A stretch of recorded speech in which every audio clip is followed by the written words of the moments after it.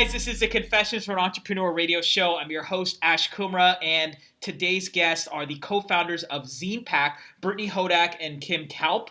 They started this company a few years back, and their company is really kicking butt. These people have worked with amazing celebrities such as Katy Perry, Kiss. They've worked on shows like Orange is the New Black. They've worked with Miller Coors, American Express. Millions of fans have utilized their products, and they've actually been in more than 20 countries. But this interview isn't about just, all their accolades. I mean, clearly you can go to zinepack.com and read about their success story and all the awesome things such as, the 30 under 30, 40 under 40 list in magazines such as Advertising Age, Forbes, Billboard, and Inc. And most recently, they were on Shark Tank, and they actually got a successful investment. No, this isn't about all that. I mean, clearly they're successful. This interview is really about their mindset, how these people work, how they hustle, what drives them, how they succeed, and what we, including myself, can learn from this dynamic duo. So, ladies, how you doing? Good. How are you? We are great out here at the Confessions from Entrepreneur Nation. First off, I got to give it up to you both. I have seen almost every episode of Shark Tank, at least all the ones that are publicized on ABC. I have to tell you both, your presentation on Shark Tank was hands down one of the top 1% that I've seen. I have seen almost every Shark Tank episode that you can think of. And your pitch was just rock solid. The way you handled the objections, the way you both were able to just, hold back on some of your larger kind of game plan until, you got them excited. It was like such finesse. I have to ask, how much of your pitch was actually, scripted versus just off the cuff, getting ready to answer, as a rebuttal answer or whatnot? That's a great question, Ash. This is Kim. The first kind of 30 seconds to a minute that you see was totally rehearsed. So that was something that Brittany and I had practiced numerous times, not only by ourselves, but also with producers. Anything you see kind of after that initial standing pitch, once we've handed out the samples, that was all off the cuff. But it wasn't even really off the cuff because, again, Brittany and I had spent a lot of time preparing for Shark Tank and really narrowing down how succinct our answers were going to be and how we were going to answer specific questions. So it was all a little bit rehearsed, but that first part was definitely planned out. Okay, well, that's a great to know. I'm curious, when you got asked those harder questions, such as, let's just start with valuation. I mean, that was one of the most prevalent things that was on your pitch. What was going through your head when people were questioning the value of your company? That's another great question. This is Brittany. And really what was going through our head was, we're on a reality TV show right now. And for the producers of this show, it's just that, it's reality TV. But for us, this is our business, this is our livelihood, this is our baby that we've spent 4 years building up from nothing. So we knew that we were going to hold firm, and we weren't going to take a deal that valued us at less than $4 million under any circumstance, because we knew that in real life, if we were to go to, a regular VC firm or a round or something like that, we would be valued much, much higher than that. So for us, it was less about getting any deal and more about only accepting the right deal. Okay, so you talk about one thing that I hear more and more about that a lot of successful companies like yourself do, and that's called leverage. So you're basically saying in your own way that you're leveraging the fact that you guys have a rock solid, financial situation. You have a rock solid company overall that if you decide to go to, whether it's, venture capitalists, investors, you have leverage to get a deal. Is that one of the DNA attributes for your success, leveraging your current success and trying to use that to get the next big thing, whether it's investment, revenue, deals, whatever?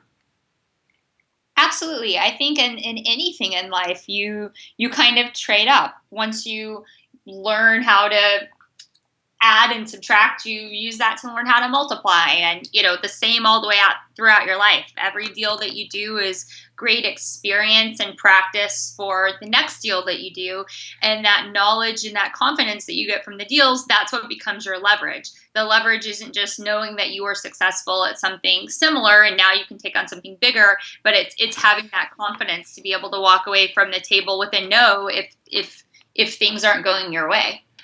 So what was the first major milestone that you accomplished and you used that to leverage to get another big opportunity in your business? This is Kim. I feel like we've leveraged so much, and I think most entrepreneurs do, especially in the beginning, that sort of Wizard of Oz effect of act bigger than you are and be bigger than you are. I think our first, obviously, really large leverage was having Walmart buy into our idea early on. It was much easier once we had that little piece of leverage to go to other people and say, well, if Walmart thinks it's a good idea, it must not be half bad. Little things like that are things that we would do all the time to try to kind of upsell, whether it was clients or partners that we were looking to do business with. Okay, well, I want to step back then. Let's go before Walmart. How did you get Walmart? We had an existing relationship with Walmart. This is Brittany. I was fortunate enough to get to work with Walmart directly out of college at a job for a music distribution company. So from various record label, music, and agency jobs, I always kept a really close relationship with them and was always coming to them with innovative marketing programs. So I built up a relationship. And when it was time for us to start the business, they were the first people that we went to and said, would you like to partner? And that's something that I always tell young entrepreneurs or aspiring entrepreneurs. The best thing that you can do for yourself is to take a corporate job right out of school. Even if you already know what you want to do and what your idea is for your business, it's a really great idea to go work for somebody else, because having that business card with a big company is going to give you access to people that would be very, very hard to reach on your own. It's almost like getting paid to do research or a recon assignment. You're collecting money from somebody else while you expand your network and get visibility to people who might otherwise not take your calls. That's amazing. That's exactly what happened to me with Walmart. I totally agree with that, and that's some of the most sage advice you can give a lot of people. Actually, I want to jump into a totally different segment. You talk about younger kind of entrepreneurs. I know many of us that are listening to this, and including myself, and are part of this millennial generation. Have you encountered any differences with the millennial generation type of entrepreneurs, and maybe you both are as well, versus older entrepreneurs? I'm talking about that mid 40s and up level. Have you encountered any differences between the millennial kind of entrepreneurs? This is Kim. Yeah, I think Brittany and I have found some differences for sure, but also just the difference then in entrepreneurship itself. We're two female founders. A stat we always like to give is less than 2% of women-owned businesses ever make more than $1 million in revenue. So even some of the entrepreneur dinners and meetups that we go to, the majority of people at these are men. So not only are we obviously wanting to relate to people who are our age and are going through the very similar things, but sometimes you even want somebody who's your own gender. So it can be kind of the 1-2 punch additionally hard. But yeah, there's definitely some differences. And one way that we've found to kind of further integrate with people that we feel like we can relate to on a peer-to-peer basis is by joining organizations like Young Entrepreneurship Council, where we know that everybody within that organization is going to be under a certain age. So we won't maybe be dealing with people who are 3 generations into a business and are in their 60s and maybe at a totally different point in growing their company than we are, in our late 20s, early 30s as a fresh new startup. I gotta say something about the women entrepreneurship comment that you just said. First off, I found it so cool that in your Shark Tank episode when Lori straight up was saying something around the lines of, it's always great to back awesome women entrepreneurs, and you guys were kind of that shining example. And because millions of people were watching that episode, I'm sure that inspired a lot of other women entrepreneurs or aspiring women entrepreneurs. second thing I wanted to say about that is, do you feel that this lack of women entrepreneurs is specific to industries, or is this across most entrepreneurship or business sectors? I'll give you an example. So I live in sunny Southern California, okay? And we're like the wellness capital outside of New York City. We're like one of the wellness hubs. I don't deal with a lot of women entrepreneurship issues in the wellness area. I work in self-help, yoga, meditation, mindfulness. I actually see it as 50 to even 60% predominantly female owners and companies. And you have products like ClassPass, which are run by women like Pyle that are in the kind of the wellness fitness space. So that's my kind of example of some areas which I don't see women entrepreneurship as a minority. Are you seeing it differently in your space, or am I totally off? Yeah, I mean, I think it's getting better. We've had Zine Pack for 4 years, and it's definitely getting better in terms of not only women getting into the entrepreneurship space, but also becoming successful in the entrepreneurship space. So there's, amazing founders, whether it's ClassPass, whether it's Guilt, whether it's the Muse, that are led by women entrepreneurs, and it's amazing to see. But I think on the macro level, especially if you're going to any sort of large gathering of entrepreneurs, so whether that's something like Inc.'s GrowCo conference or a Forbes conference, the majority of those are still men. And I think that's just indicative of the time in the space. And hopefully, to your point, like you said, some younger girls will be watching Shark Tank who are, 12, 13, 14, 15. And while they might not go and be entrepreneurs, they at least know that that's an option. So I think shows like Shark Tank do a great job of portraying that entrepreneurship is accessible and can be successful for any child of any gender. Okay. No, I appreciate that honesty there. And, clearly you guys are more adept at answering that question than myself. One more question about female entrepreneurship, and then I kind of want to dive back into what I originally wanted to do this interview about, which is your mindset, your habits, and things like that. What are the solutions then? I mean, I read about those trends that you said about the 2% and, especially in the venture and the high tech kind of, industries where, there's not a lot of successful women-based entrepreneurs like you mentioned earlier today. What is the solution? Is it just more shining examples like you both and more promotion from the Loris on Shark Tank of the world, pretty much saying like, we need to back more companies like you? Like, what is it? Like, if you were running for, chief female entrepreneurship office, like let's say the White House created a whole department for just creating female entrepreneurship growth in America, at least, what would you say? Well, first, I think it's a problem that's not just apparent in the world of entrepreneurship. If you look at the top 100 CEOs, 500 CEOs, 1,000 CEOs in any industry, it's very much male dominated in business, whether it's businesses started by the people who are running them or publicly traded huge companies. So it's definitely something that's not just unique to entrepreneurship. And I think across all sectors of business, it's going to be exactly what you said. More people that little girls can point to and say, oh, maybe I'll be like her when I grow up, and maybe I'll do what she's doing when I get a little bit older. One of our favorite stories from Shark Tank was a little girl named Anna who was 8 years old, who saw us on Shark Tank and called and said, I want to do a report on you for school because I think your business is really cool. And luckily she was local to New York, so we got to invite her in for the day, and she got to hang out with us for a couple of hours, and we got to talk to her about the ins and outs of what it means to start your own company and run your own company. And she was so excited. And that kind of thing to us is really, really powerful, because when you can connect one-to-one, you can make it very apparent to a little girl out there, whether she's in elementary school, high school, whatever, and say, I'm just like you're going to be, or you're just like I was. And you can do everything that I've done and more because we have the same background. So I think it's going to be exactly like you said, just more women that little girls can look up to and say, I want to be like her, whether that's in entrepreneurship or running giant companies.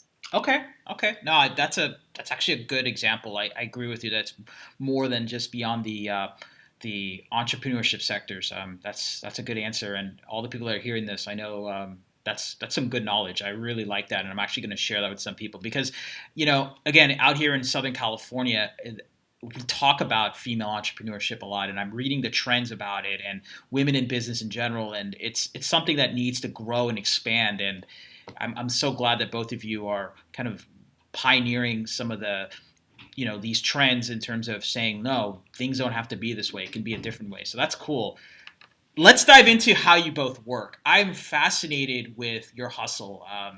Just so people know, I know you both on social media, and I'm constantly seeing your updates, both from personally and your company. And I was aware of your Shark Tank appearance a few weeks before. You guys were great at promoting it, getting us all amped up. I mean, I literally had my own little miniature Zine Pack Shark Tank viewing party. It was really cool. I mean, you guys did a good job. I mean, if you guys decide to become publicists outside of this, you guys would be good at it. Thank you. You're welcome. Tell us, I want to know from both of you, what's your daily routine?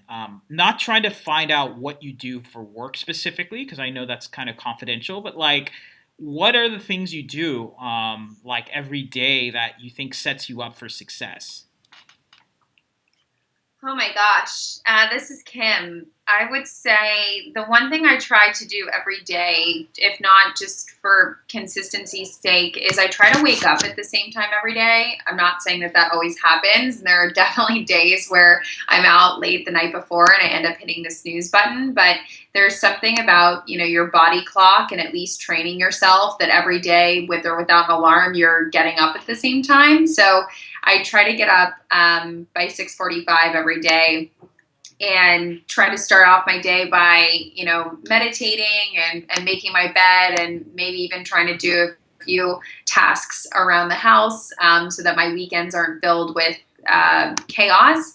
But I think meditating sets me up a lot for success every day. I use an amazing app called Headspace, started by another entrepreneur, Andy. And I really enjoy it. It's basic. It's 10 minutes a day for 10 days. And then you advance to start doing 15 up to 20 minutes a day in the morning. So that's kind of one little secret that doesn't have to do with work that I think sets me up for great success during the day. Okay. How about you, Brittany? Mine is finding a way to be really creative every day in a way that has nothing to do with Zine Pack. So I have always been a writer, and part of the allure of starting Zine Pack for me 5 years ago was that I was going to get to write about all of these artists who I looked up to and admired. And as the company grew, our day-to-day schedules changed quite a bit. We were no longer the ones doing all of the creative, but we were, running a company and worrying about things like 401k plans and benefits and who the next clients are going to be. So I've found a way to kind of replace those creative things that I missed. So I take time every single day to write, whether I'm working on a song, which is a huge passion of mine, or just doing something like writing an article to contribute to somewhere. And, sometimes I'm writing stuff that will probably never see the light of day, but it's just kind of a nice way for me to organize my thoughts and get in the right headspace. So I do that. Usually it's in the evenings. I try to write in the mornings, but a lot of times I get sucked into the allure of answering an email or jumping on a call with somebody. So usually it's something that I do in the evenings, and it helps me wind down and refocus for the day ahead. What are some habits that either of you used to do that you don't do now? Like you just realize they're toxic. My gosh, Ash, you're really stumping us over here. Toxic things that we used to do that we don't do anymore. Oh, I have one. This is Brittany. I used to go to sleep with my phone in my hand. Like I would be answering emails and writing and planning stuff on my phone all the way up until I went to bed. And over the past few months, I've weaned myself off of that. And now I will not use my iPhone, usually within about an hour of when I go to bed, and I purposely have it across the room from me. So if I wake up in the middle of the night, the first thing I do isn't to pick it up and look for emails. Again, when you start a company, you have to sort of do everything. So that became my habit for the first few years of Zine Pack, because there wasn't anybody else that was working when I wasn't working and when Kim wasn't working. So I've moved away from doing that. So if I'm writing at night, I'm doing it on my laptop, and my Gmail is completely closed, so I can't see anything that's happening. And if I'm reading at night, I'm reading on my Kindle and not using the Wi-Fi function. So for me, it's not having the phone next to me at bedtime.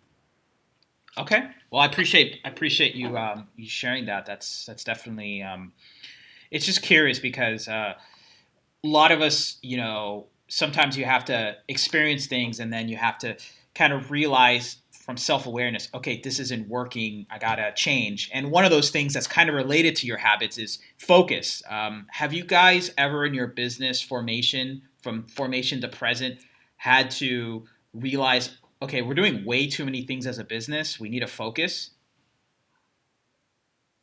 I think we did a pretty good job from the beginning of focusing on one thing at a time. But I think in terms of just as an entrepreneur, you always have to have that sense of what fire is burning right this second, and kind of putting out the fires where and when you can. And I think the toughest decisions, especially in the beginning, came of what fires were going to be the most deadly for us. It was kind of like there could be three things that were going, to hell in a handbasket all at once, but which ones do we do first? And luckily for us, it helps that there's two of us, so that we're able to kind of divide and conquer and probably put out much more things than somebody could as a solo founder. So how do you two work? Like who does what on a day-to-day basis? Well, even though we've been around for 4.5 years, I would say there's probably still no day-to-day. Everything is sort of different all the time. We kind of break the task down now between internal and external. So Kim handles a lot of the internal stuff, having the employees report to her, doing benefits, things like that. And I handle a lot of the external stuff. So website, marketing, PR, stuff like that. And then because we're still in startup mode, we're both doing new business pretty much all the time. So depending on the client and the project, either one of us could be the one who's trying to get somebody new and exciting to come work with us. Okay. No, that's awesome. One more question on kind of focus and hustle, and then I want to get to kind of the mentorship side of this interview. How do you guys do business development? Do you guys leverage your network? Do you guys just leverage mentors? Like, I kind of want to know, for people who are just starting out and they're trying to get that big client. I mean, let's pretend you didn't have Walmart for a second. Let's pretend that you guys are in that early stage and you're trying to figure things out. I mean, how do you succeed when the stakes are hard? That's a great question. And I think for us, we found a lot of use from LinkedIn. I feel like LinkedIn is very polarizing. Some people love it. Some people hate it. But for us, LinkedIn has been really important to kind of narrow in on who those decision makers are at what companies, and using our networks to get to those decision makers in the fastest and most productive way possible. Okay. That makes sense. Any other feedback on that? No, I think I would say that we always tell people everything is marketing and everything is business development. From the time that you wake up in the morning until the time you go to bed, every single thing you do as the CEO or founder of a startup is biz dev and marketing. Every social media message that you post is either going to make somebody want to work with you more or want to work with you less. Even if you're saying hey, here I am at an event on a Saturday night. Like, you're constantly being tasked with representing your company in the right way. And so I always tell people, it's not just about when you send somebody a formal proposal. That's not when they're going to decide whether or not they want to work with you. They're going to decide whether or not they want to work with you based on the phone calls you have and the meetings you have, and whether or not you were excited to see them when you bumped into them at a bar on Saturday night. So you've really got to think about the fact that you're not working with companies, you're working with people. And every company is just a collection of people who have the power to either say yes to you or no to you. Okay. I appreciate that. I can tell you right now, a lot of people are going to be hearing this are going to love that insight, especially LinkedIn. It's so true about that. I want to dive into mentorship as the concluding part of this interview. So many of you, I mean, both of you, I'm assuming, do mentorship, whether it's formally or informally. And I guess my question to you is, what kind of mentorship do you guys give, and what do you think is needed for this next generation of, entrepreneurs? Is the question more of when we mentor other people or when other people mentor us? No, when you mentor other people. Okay. This is Kim. I think the things that I try to do the most when it comes to mentorship is connecting people to other people, because we're always the first ones to say that I'm not an expert in anything tax related, but I can introduce you to a CPA who's amazing, and I might not be the best person to talk to about a specific type of investor, but I'm going to do my best to connect you to somebody who is. So for me, mentorship is really about obviously unloading all of the kind of bumps and hurdles that Brittany and I have faced, but really about how can I connect this person to the best person to talk to them about this specific either concern or problem that they're facing in their business right now. Okay, that's cool. I appreciate that. Last question I have to conclude this interview is, if you guys could talk to yourself in 2010, before you guys started ZinePack and you guys are about to, get this business started, what advice would you give that younger version of yourself?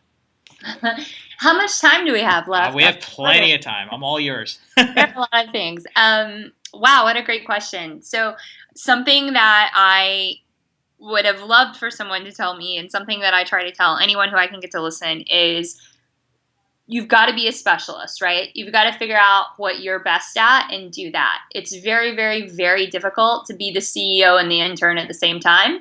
But a lot of times that's what you're trying to do when you're a startup CEO. You're trying to do absolutely everything yourself. And that's just a recipe for disaster, because your time is incredibly valuable and it should only be spent doing the things that you and you alone can do. And everything else you should look to get off of your plate, whether that's a human helping you as an employee, a human helping you as a consultant or a freelancer, or a robot or a program or app helping you in some way. Get all of the clutter off of your plate so you can focus on what you're really, really good at. It's kind of like the analogy of, nobody is a heart surgeon and also like an ENT and a plastic surgeon. Pick one thing to specialize in instead of trying to be a generalist and be like, oh, I can probably help you with your cancer, but I can also help you if you want some cosmetic work done. So that's one thing that I would tell myself, because we tried to definitely do a little bit of everything and keep our hands in every pot. And we waited way too long to hire people. And when you don't have employees, you don't have a business. You have a job that you can't quit.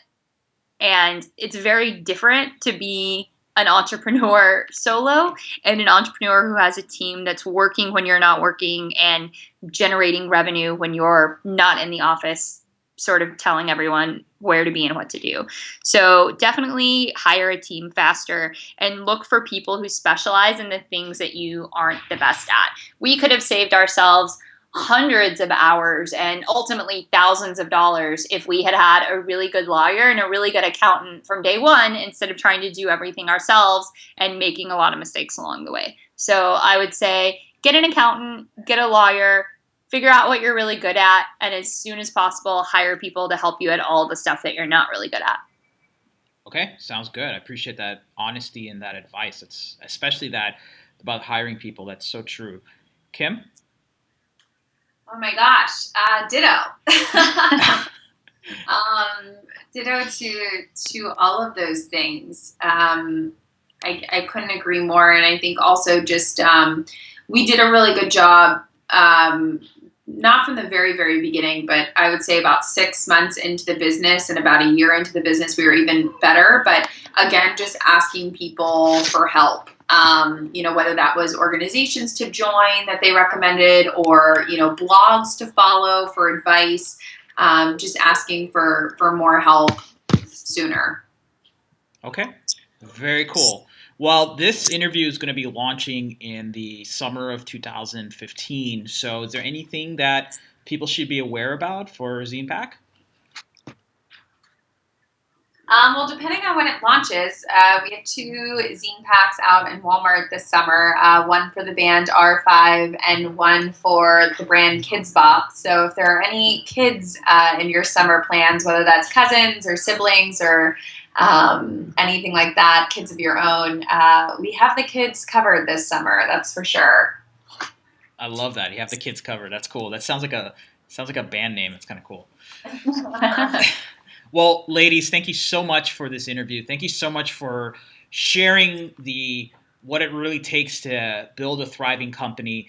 And honestly, you're shining example of, just sticking through, especially the female entrepreneurship kind of sector and business overall, about, breaking the mold, breaking the barrier, and how you guys stand out is just awesome. And again, I really loved your Shark Tank pitch. I mean, I thought I knew who you both were before that, but after seeing your pitch, I'm like, wow, these 2 ladies know what it takes. And especially when you got that compliment from Lori in that episode, that just was like, wow, like everyone who watches Shark Tank is like, has a business crush on people like Lori. We're all like, Lori's amazing, Lori's the person. And for you both to get that compliment at minimum outside of your investments and all that other stuff, I mean, that's just awesome. And thank you again for what you do. Thank you. Thanks so much, Ash. This was awesome. We really appreciate you inviting us to be on the show.